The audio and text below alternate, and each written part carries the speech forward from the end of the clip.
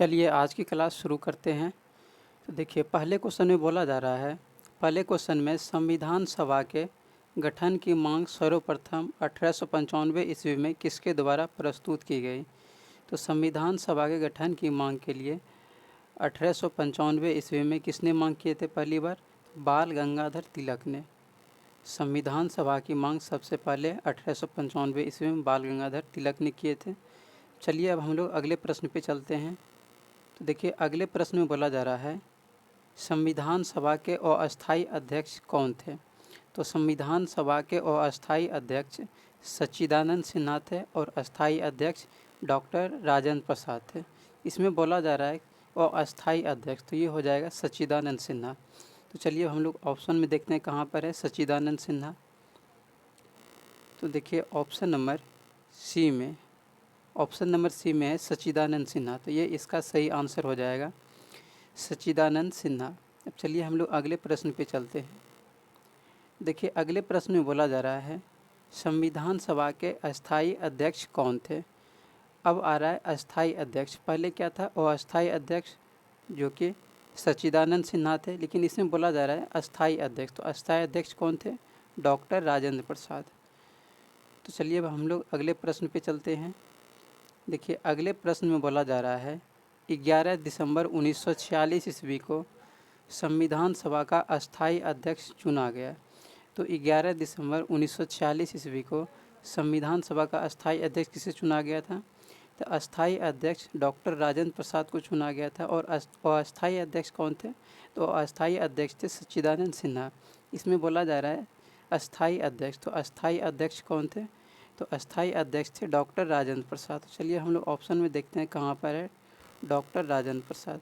देखिए option number B में है डॉक्टर राजेंद्र प्रसाद, तो ये इसका सही आंसर हो जाएगा। अब चलिए हम लोग अगले प्रश्न पे बढ़ते हैं। देखिए अगले प्रश्न में है, भारतीय संविधान को अपनाया गया।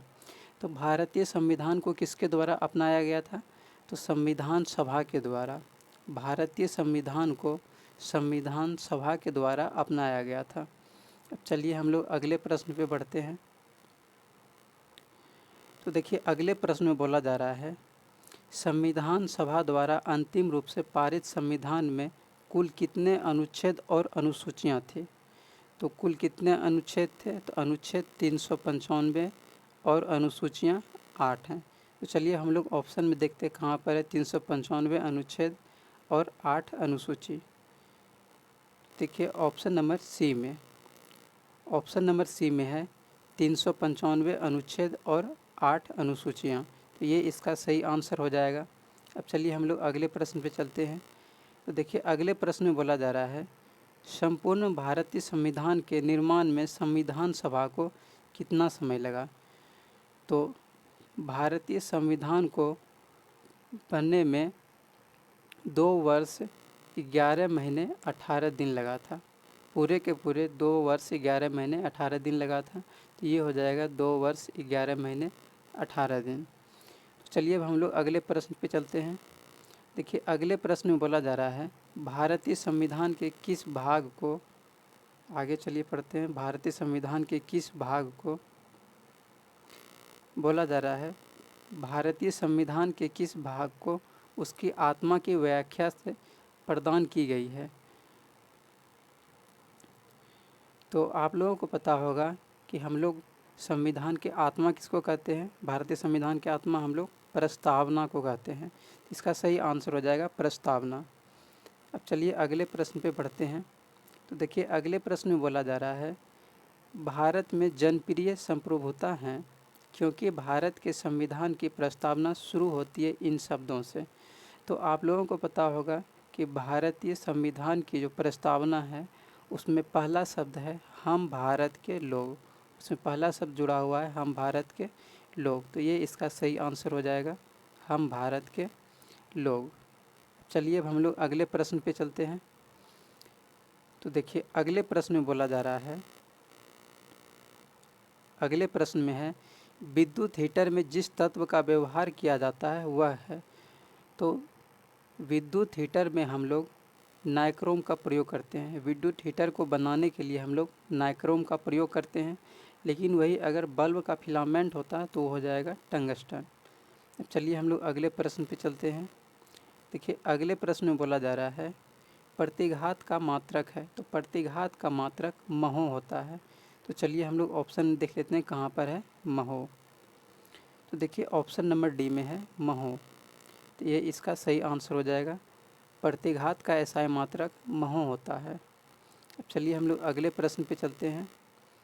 तो अगले प्रश्न पे देखिए बोला जा रहा है एक निकट दृष्टि दोष से ग्रसित, ये तो आप लोगों को पता ही होगा। निकट दृष्टि के लिए हम लोग निकट दृष्टि दोष के निवारण के लिए हम लोग अवतल लेंस के चश्मे का प्रयोग करते हैं, और दूरदृष्टि दोष का निवारण के लिए हम लोग उत्तल लेंस के चश्मे का प्रयोग करते हैं। चलिए अब हम लोग अगले प्रश्न पे चलते हैं। देखिए अगले प्रश्न में बोला जा रहा है, अगले प्रश्न में है लेंस की क्षमता का एसआई मात्रक। तो लेंस की क्षमता का एसआई मात्रक क्या होता है? डायऑप्टर होता है। चलिए हम लोग अगले प्रश्न पे चलते हैं।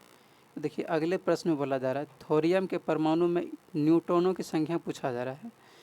तो देखिए यहाँ पर ये क्या है, ये है परमाणु संख्या और ये है परमाणु भार।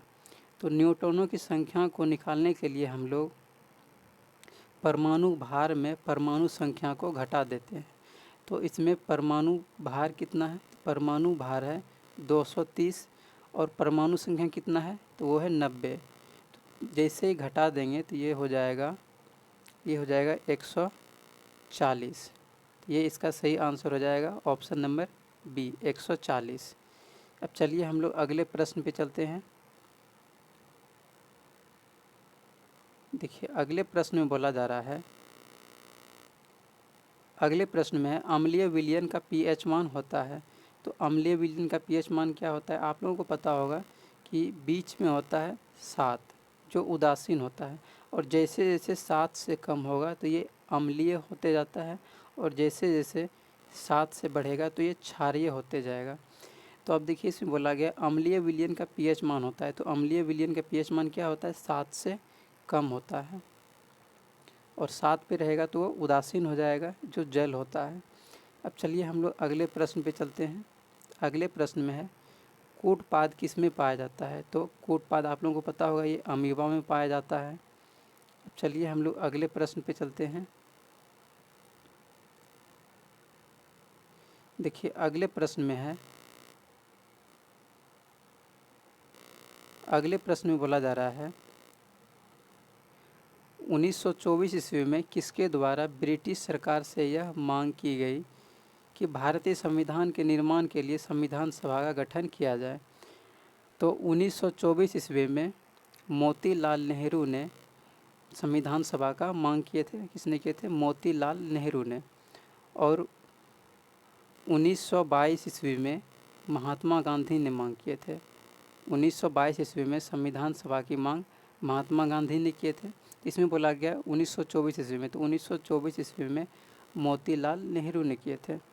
अब चलिए हम लोग अगले प्रश्न पे चलते हैं। तो देखिए अगले प्रश्न में बोला जा रहा है बूस्टर का नियम है। अगले प्रश्न में बूस्टर का नियम है।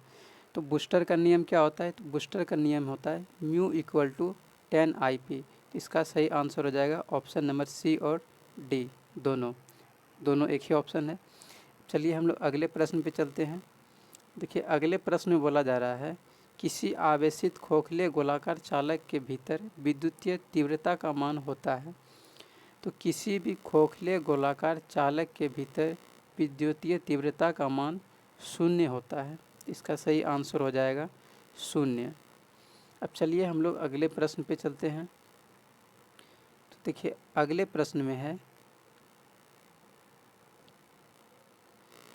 अगले प्रश्न में बोला जा रहा है ब्रह्मांड में सर्वाधिक मात्रा में पाया जाने वाला तत्व है। देखिए ब्रह्मांड में बोला गया है, तो ब्रह्मांड में सबसे अधिक यहाँ पर हाइड्रोजन पाया जाता है। हाइड्रोजन सबसे अधिक हाइड्रोजन पाया जाता है। लेकिन अगर पृथ्वी पर बात करेंगे तो वो हो जाएगा ऑक्सीजन। तत्व की बात करेंगे तब ऑक्सीजन हो जाएगा, और अगर यदि धातु की बात करेंगे तब वो एल्युमिनियम हो जाएगा। तो अब चलिए हम लोग अगले प्रश्न पे चलते हैं। तो देखिए अगले प्रश्न में बोला जा रहा है, अगले प्रश्न में है पराबैंगनी किरणों से रक्षा करती है। तो हम लोगों को पराबैंगनी विकिरणों से कौन बचाती है? तो ओजोन गैस। इसका सही आंसर हो जाएगा ओजोन गैस। आप लोगों को पता होगा कि ओजोन गैस हम लोगों को पराबैंगनी विकिरणों से रक्षा करती है। चलिए अब हम लोग अगले प्रश्न पे चलते हैं। तो अगले प्रश्न में देखिए बोला जा रहा है नीला ग्रह कहा जाता है। नीला ग्रह किसको हम लोग कहते हैं? तो हम लोग पृथ्वी को नीला ग्रह कहते हैं। क्यों कहते हैं नीला ग्रह? तो जल की अधिकता के कारण। अब चलिए हम लोग अगले इसमें सभी ऑप्शन को देख लेते हैं। तो अगले ऑप्शन में शुक्र। तो शुक्र ग्रह को हम लोग पृथ्वी की बहन या फिर भौर का तारा या फिर सांझ का तारा या फिर सबसे चमकीला ग्रह इसी को बोलते हैं। और इसके पास कोई भी उपग्रह नहीं है। और उसके बाद शनि है। तो शनि ग्रह के पास सबसे अधिक उपग्रह पाया जाता है और इसके सबसे बड़े उपग्रह टाइटन है। उसके बाद है मंगल। तो मंगल ग्रह को हम लोग लाल ग्रह भी कहते हैं। और मंगल ग्रह के पास 2 उपग्रह हैं, फोबोस और डिमोस। अब चलिए हम लोग अगले प्रश्न पे चलते हैं। अगले प्रश्न में बोला जा रहा है क्षुद्र ग्रह स्थित हैं। तो क्षुद्र ग्रह किसके किसके बीच स्थित हैं? तो क्षुद्र ग्रह मंगल और बृहस्पति के बीच स्थित है। देखिए पहले नंबर पे आते हैं, जैसे यहाँ पर सूर्य है तो पहले नंबर पे आते हैं बुध, फिर शुक्र, फिर पृथ्वी। हमारी पृथ्वी तीसरे नंबर पे आती है। बुध, शुक्र, पृथ्वी, उसके बाद मंगल, फिर बृहस्पति, शनि, अरुण, वरुण। और इसके बीच में क्षुद्र ग्रह पाए जाते हैं। किसके किसके बीच? मंगल और बृहस्पति के बीच। चलिए अब हम लोग ऑप्शन में देखते हैं कहाँ पर है मंगल और बृहस्पति। तो देखिए ऑप्शन नंबर बी में, ऑप्शन नंबर बी में है मंगल एवं बृहस्पति के बीच। तो ये इसका सही आंसर हो जाएगा मंगल एवं बृहस्पति। अब चलिए हम लोग अगले प्रश्न पे चलते हैं। तो देखिए अगले प्रश्न में बोला जा रहा है विद्युत धारा उत्पन्न करने की युक्ति को कहते हैं। तो विद्युत धारा उत्पन्न करने की युक्ति को हम लोग जनित्र कहते हैं। विद्युत धारा उत्पन्न करने की युक्ति को हम लोग जनित्र कहते हैं। जनित्र क्या करता है? तो ये यांत्रिक ऊर्जा को विद्युत ऊर्जा में परिवर्तित करता है। चलिए अब हम लोग अगले प्रश्न पे चलते हैं। देखिए अगले प्रश्न में बोला जा रहा है ऊर्जा का SI मात्रक है। तो ऊर्जा का SI मात्रक आप लोगों को पता होगा जूल होता है। चलिए हम लोग ऑप्शन में देखते हैं कहाँ पर है जूल। तो देखिए ऑप्शन नंबर बी में, ऑप्शन नंबर बी में है जूल। तो ये इसका सही आंसर हो जाएगा। अब चलिए हम लोग अगले प्रश्न पे चलते हैं। तो देखिए अगले प्रश्न में है निम्नांकित में किसका अर्थ जल होता है? तो आप लोगों को पता होगा कि हाइड्रो का अर्थ जल होता है। हाइड्रो का अर्थ जल होता है। चलिए हम लोग अगले प्रश्न पे चलते हैं। देखिए अगले प्रश्न में है निर्वात में प्रकाश की चाल। तो ये पता ही होगा आप लोगों को 3 × 10⁸ मीटर प्रति सेकेंड होता है। यहाँ पर ये पावर में है 8। ये इसका सही आंसर हो जाएगा ऑप्शन नंबर ए 3 × 10⁸ मीटर प्रति सेकेंड। अब चलिए हम लोग अगले प्रश्न पे चलते हैं। देखिए अगले प्रश्न में बोला जा रहा है, अगले प्रश्न में है भारतीय संविधान में मौलिक कर्तव्य का विचार लिया गया है। तो भारतीय संविधान में मौलिक कर्तव्य का विचार कहाँ से लिया गया है? तो ये रूस से लिया गया है। मौलिक कर्तव्य का विचार हम लोग रूस के संविधान से लिए हैं। अब देखिए इसका याद करने का ट्रिक है कि कर्तव्य किसका होता है? बड़ा भाई का होता है। बड़ा भाई का कर्तव्य होता है कि छोटे भाई की रक्षा करना। तो हम लोगों का बड़ा भाई कौन है? मतलब भारत का बड़ा भाई कौन है? रूस। क्योंकि रूस हम लोगों को हमेशा साथ दिए हैं। तो रूस का कर्तव्य बनता है कि भारत का साथ दे, भारत की रक्षा करे। तो इसलिए ये हो जाएगा मौलिक कर्तव्य। कर्तव्य हम लोग कहाँ से लिए हैं? रूस से लिए हैं, रूस के संविधान से। अब चलिए हम लोग अगले प्रश्न पे चलते हैं। देखिए अगले प्रश्न में बोला जा रहा है भारतीय संविधान में शामिल नीति निर्देशक सिद्धांत किसके संविधान से प्रेरित है? तो भारतीय संविधान में नीति निर्देशक सिद्धांत हम लोग आयरलैंड के संविधान से लिए हैं। नीति निर्देशक सिद्धांत हम लोग आयरलैंड के संविधान से लिए हैं। अब चलिए हम लोग अगले प्रश्न पे चलते हैं। देखिए अगले प्रश्न में बोला जा रहा है संसदीय प्रणाली कहाँ से ग्रहण की गई है? तो संसदीय प्रणाली हम लोग ब्रिटिश संविधान से लिए हैं। मतलब ब्रिटेन के संविधान से लिए हैं। अब चलिए हम लोग अगले प्रश्न पे चलते हैं।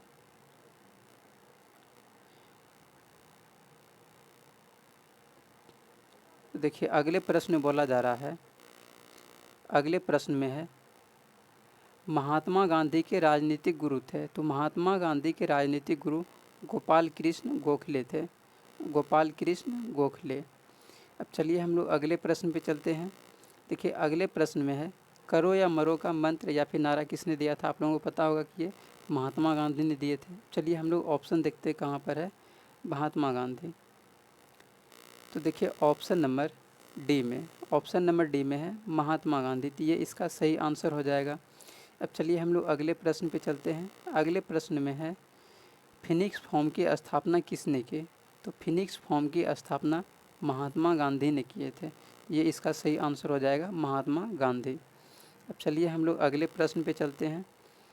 तो अगले प्रश्न में है 1922 ईस्वी में किसके द्वारा उद्धार। चलिए हम लोग आगे पढ़ते हैं, आगे क्या लिखा हुआ है।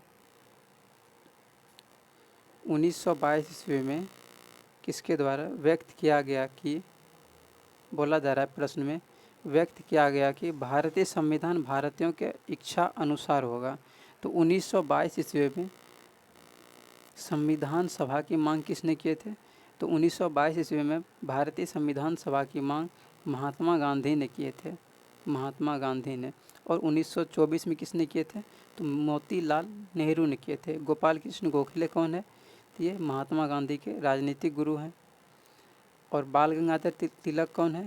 तो इन्होंने सबसे पहले संविधान सभा के मांग किए थे। इसमें बोला गया 1922 ईस्वी में। तो 1922 ईस्वी में महात्मा गांधी ने संविधान सभा की मांग किए थे। अब चलिए हम लोग अगले प्रश्न पे चलते हैं। देखिए अगले प्रश्न में है भारत में गुलाम वंश के संस्थापक। तो गुलाम वंश के संस्थापक कौन है। कुतुबुद्दीन ऐबक। अब चलिए हम लोग अगले प्रश्न पे चलते हैं। अगले प्रश्न में है कुतुब मीनार के कार्य को किसने पूरा करवाया। तो कुतुब मीनार का कार्य किसने पूरा करवाए थे। तो इल्तुतमिश ने करवाए थे। इसका सही आंसर हो जाएगा इल्तुतमिश। चलिए हम लोग ऑप्शन में देखते हैं कहाँ पर है इल्तुतमिश। तो देखिए ऑप्शन नंबर सी में, ऑप्शन नंबर सी में है इल्तुतमिश। ये इसका सही आंसर हो जाएगा इल्तुतमिश। अब चलिए हम लोग अगले प्रश्न पे चलते हैं। देखिए अगले प्रश्न में बोला जा रहा है वर्ष 1919 में जालियांवाला बाग हत्याकांड कहाँ पर हुआ। तो 1919 में जालियांवाला बाग हत्याकांड अमृतसर में हुआ था। और ये अमृतसर कहाँ है। तो अमृतसर पंजाब में है, अमृतसर पंजाब में है। अब चलिए हम लोग अगले प्रश्न पे चलते हैं। तो अगले प्रश्न में बोला जा रहा है नमक सत्याग्रह किस ईस्वी में प्रारंभ हुआ था। तो नमक सत्याग्रह 1930 ईस्वी में प्रारंभ हुआ था। इसका सही आंसर हो जाएगा 1930 ईस्वी। तो चलिए हम लोग देखते हैं कहाँ पर है ऑप्शन 1930 ईस्वी। तो देखिए option number A, option number A में है 1930 ईस्वी। तो ये इसका सही आंसर हो जाएगा 1930 ईस्वी। अब चलिए हम लोग अगले प्रश्न पे चलते हैं।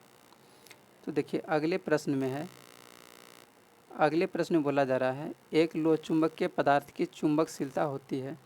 तो लोह चुंबकीय पदार्थ की चुंबकशीलता 1 से अधिक होती है। लोह चुंबकीय पदार्थ की चुंबकशीलता 1 से अधिक होती है। देखिए यहाँ पर ये 1 के बराबर है तो ये नहीं होगा। यहाँ पर ये 0 के बराबर है तो ये भी नहीं होगा। इसमें 1 से छोटा है, ये भी नहीं होगा। 1 से बड़ा है, ये इसका सही आंसर हो जाएगा। लोह चुंबकीय पदार्थ की चुंबकशीलता 1 से अधिक होती है। अब चलिए हम लोग अगले प्रश्न पे चलते हैं। अगले प्रश्न में प्रतिघात का मात्रक है। तो प्रतिघात का मात्रक महो होता है। इसका सही आंसर हो जाएगा महो। अब चलिए अगले प्रश्न पे चलते हैं। अगले प्रश्न में है निकेल है। निकेल क्या होता है। निकेल है लोह चुंबकीय पदार्थ। निकेल क्या होता है। लोह चुंबकीय पदार्थ।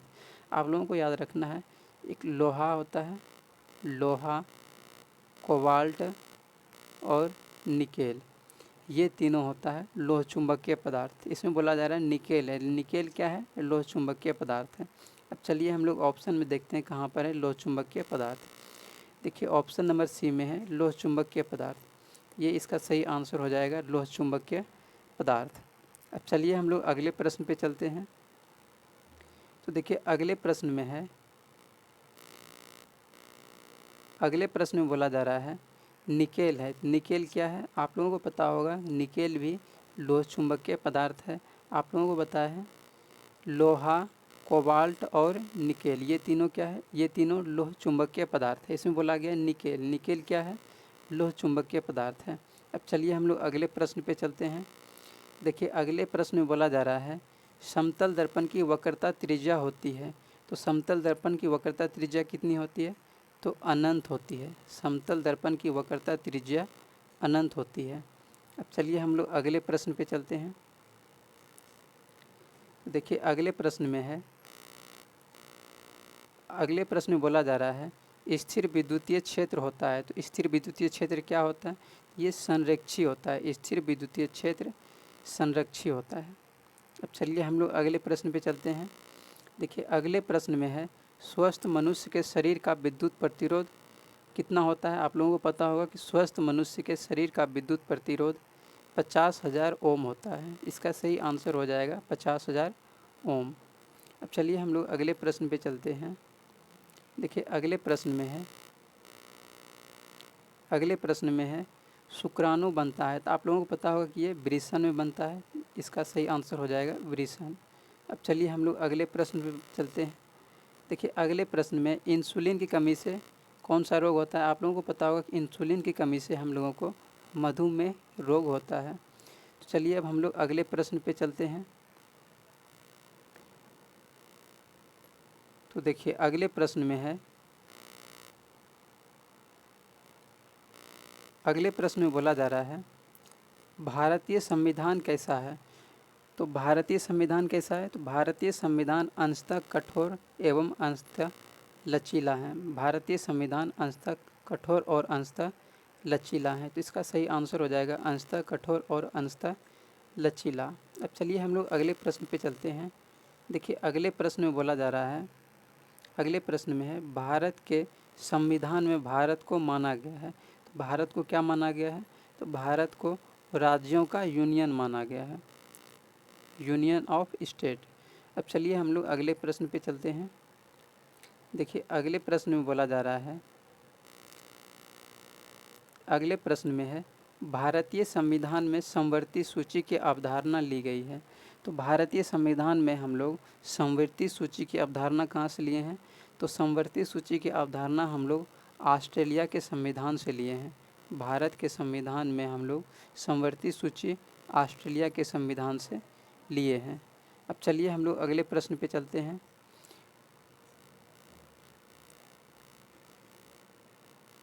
तो देखिए अगले प्रश्न में है, अगले प्रश्न में बोला जा रहा है अंकोर वाट कहाँ स्थित है? तो अंकोर वाट कहाँ स्थित है? ये कंबोडिया में स्थित है। इसका सही आंसर हो जाएगा कंबोडिया। अब चलिए हम लोग अगले प्रश्न पे चलते हैं। देखिए अगले प्रश्न में है कान्व वंश के संस्थापक कौन है? तो कान्व वंश के संस्थापक कौन है? वसुदेव हैं। इसका सही आंसर हो जाएगा वसुदेव।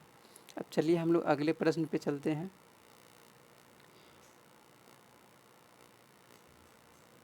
तो देखिए अगले प्रश्न में बोला जा रहा है, अगले प्रश्न में है ट्रांसफार्मर के लिए निम्नलिखित में कौन सही है? तो ट्रांसफार्मर के लिए आप लोगों को पता होगा ट्रांसफार्मर क्या करता है? तो ये एसी वोल्टता को बढ़ाता या फिर घटाता है। ये डीसी पे काम नहीं करता है। ट्रांसफार्मर सिर्फ और सिर्फ एसी करंट पर, ट्रांसफार्मर सिर्फ और सिर्फ एसी करंट पर ही काम करता है। तो देखिए ऑप्शन नंबर ए में बोला जा रहा है यह एसी को डीसी में बदलता है। तो ये नहीं, ये गलत हो जाएगा। अब चलिए ऑप्शन बी में देखिए बोला जा रहा है यह डीसी को एसी में बदलता है। ये भी गलत है, क्योंकि ये ट्रांसफार्मर का क्या कार्य होता है? ये एसी वोल्टता को या तो बढ़ाता है या फिर घटाता है। अब देखिए इसमें बोला जा रहा है ऑप्शन सी में डीसी वोल्टता को बढ़ाता या घटाता है। तो आपको बताएं कि डीसी पर ये काम नहीं करता है, सिर्फ और सिर्फ ये एसी करंट पर ही काम करता है। क्या करता है? ये एसी वोल्टता को या तो बढ़ाता है या फिर घटाता है।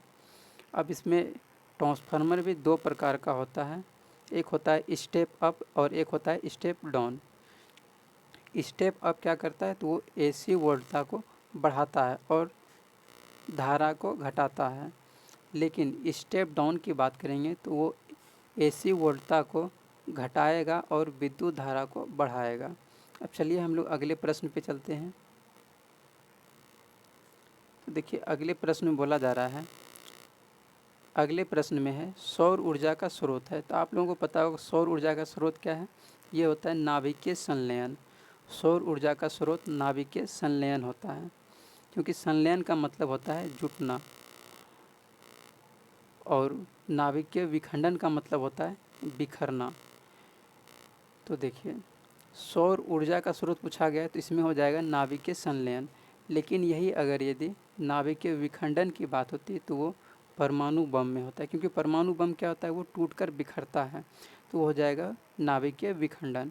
अब चलिए हम लोग अगले प्रश्न पे चलते हैं। देखिए अब अगले प्रश्न में बोला जा रहा है विद्युत का सबसे अच्छा चालक निम्नलिखित में कौन है। तो आप लोगों को पता होगा कि विद्युत का सबसे अच्छा चालक चांदी होता है, तो इसका सही आंसर हो जाएगा चांदी। अब चलिए हम लोग अगले प्रश्न पे चलते हैं। तो देखिए अगले प्रश्न में है, अगले प्रश्न में बोला जा रहा है हीरा का अपवर्तनांक करीब होता है। तो हीरा का अपवर्तनांक कितना होता है, तो हीरा का अपवर्तनांक 2.42 होता है। इसका सही आंसर हो जाएगा 2.42। अब चलिए हम लोग अगले प्रश्न पे चलते हैं। देखिए अगले प्रश्न में बोला जा रहा है आवेश का बीमा होता है। तो आप लोगों को पता होगा कि आवेश का बीमा क्या होता है, तो आवेश का बीमा होता है AT। आवेश हम लोग किसको कहते हैं, तो विद्युत धारा और समय के गुणनफल को हम लोग आवेश कहते हैं, मतलब विद्युत आवेश कहते हैं। तो विद्युत आवेश किसको हम लोग कहते हैं, विद्युत धारा और समय के गुणनफल को हम लोग विद्युत आवेश कहते हैं। तो विद्युत धारा का ऐसा मात्रक एम्पियर होता है, जिसको हम लोग A से सूचित करते हैं, और समय का हो गया T, ये हो जाएगा AT। आवेश का बीमा हो जाएगा AT। अब चलिए हम लोग ऑप्शन में देखते हैं कहाँ पर है AT। तो देखिए ऑप्शन नंबर ए में दिया गया है AT, तो ये इसका सही आंसर हो जाएगा। विद्युत आवेश का विमीय सूत्र होता है, मतलब डायमेंशनल फॉर्मूला होता है AT। अब चलिए हम लोग अगले प्रश्न पे चलते हैं।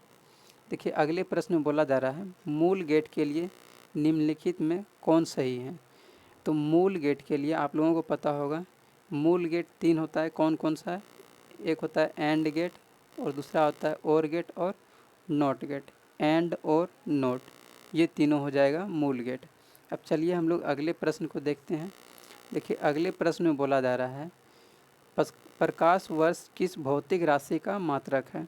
तो आप लोगों को पता होगा कि प्रकाश वर्ष दूरी का मात्रक है। देखिए प्रकाश वर्ष लगा हुआ है तो लगता है कि ये समय का होगा, लेकिन ये समय का नहीं, ये दूरी का SI मात्रक है। तो चलिए अब हम लोग अगले प्रश्न पे चलते हैं।